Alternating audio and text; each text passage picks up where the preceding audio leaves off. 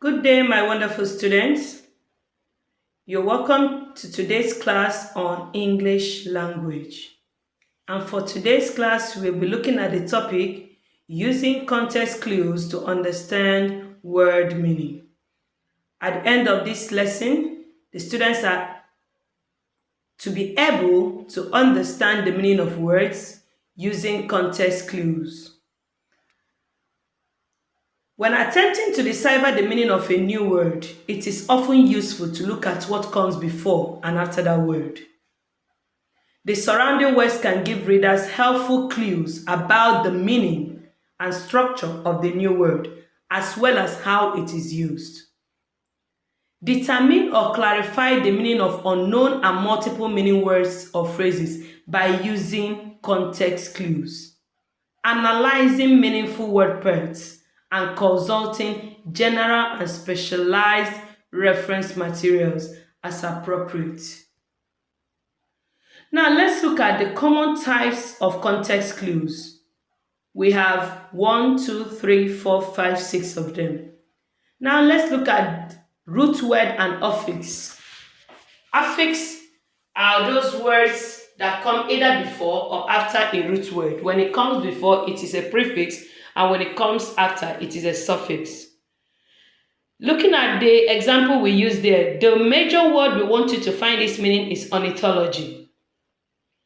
And if you look at that word ornithology, you could see that logy simply means a study. Anything logy means to study, biology, physiology, and so on and so forth.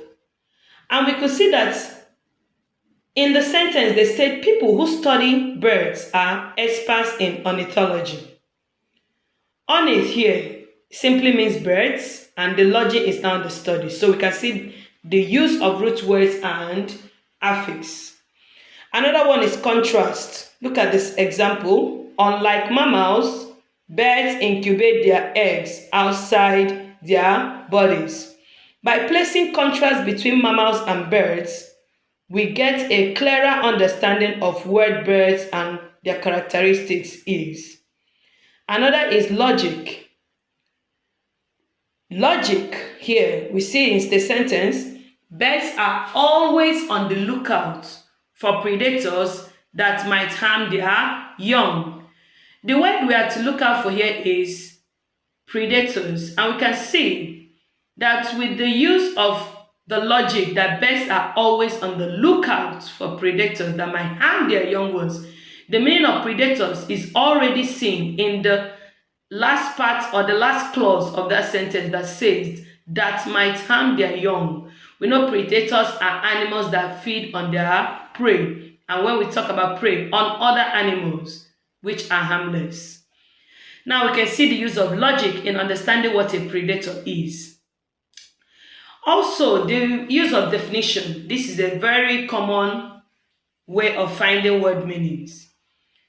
Frugivorous birds prefer eating fruit to any other kind of food. Now, if you look at this sentence, birds that prefer eating fruit are called frugivorous birds. And we can see that the meaning is gotten here from the sentence. So the definition is within the sentence. Another one is the use of examples or illustration. We see the example. Some birds like to build their nest in inconspicuous spots. Again, some birds like to build their nest in inconspicuous spots. Now, continuing the sentence, we see a hyphen and then examples of what inconspicuous means is seen here when we talk about high up in the top of trees, well hidden by leaves. These are examples that give us what inconspicuous spots is. Examples of inconspicuous spots. And with this, we get the meaning of what inconspicuous spots is. The use of examples and illustration. Lastly is the grammar. We see in the example, many birds migrate twice each year. Many birds migrate twice each year. Twice each year makes the understanding of what migrate means, and it's in the grammar. The meaning is in the grammar. Many birds migrate twice each year, meaning that many birds move from one place to another twice each year. We now want to consider a more common set of finding word meanings. Remember in the last example, we saw that definition and the use of examples are ways of finding word meanings through context and clues. But we want to deal more on these two, definition and example. And we're starting with definition. Now, there are several great methods for using context to figure out what word means. And the first is to look and see if the definition of the word is right there. This can also be a restating of that word. Consider the sentence. While planning the party, Susan was prudent with the guest list, acting with great caution and care not to invite anyone with whom she wouldn't want to jump around in a bounce house.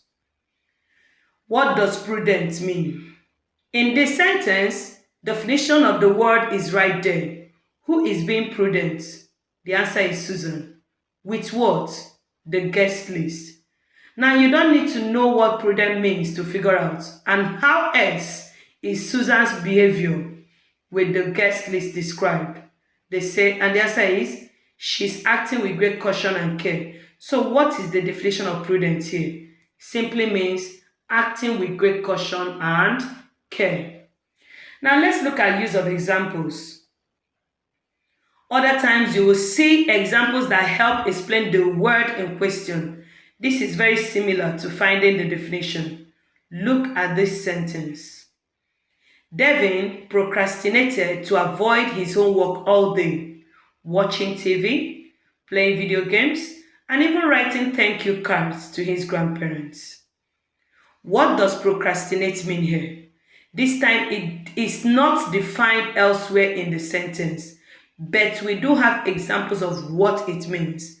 We know that watching TV, playing video games, and writing thank you cards are all forms of procrastination.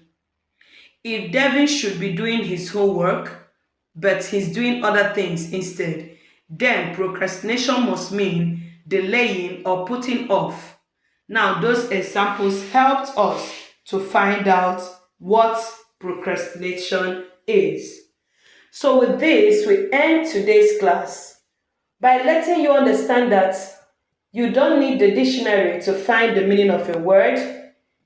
Sometimes you might find yourself in an exam situation and you know that the dictionary is not allowed.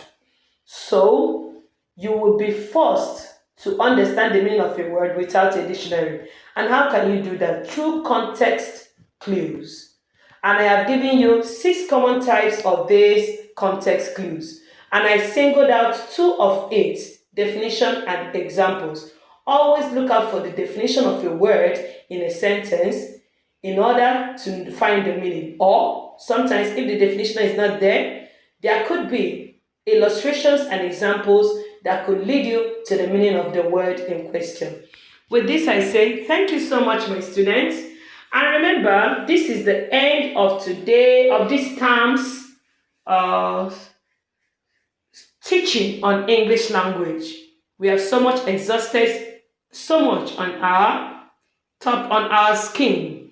And I will enjoin you students to please follow suit with the assignment I will post. I'm going to bring out an essay, or will I say a comprehension, and post it to you. You will read, and some words will be highlighted for you to find the meaning of those words, and you are going to pass the assignment on or before Thursday, 12 noon. So with this, I say thank you so much and remain blessed. Have a wonderful holiday. Bye.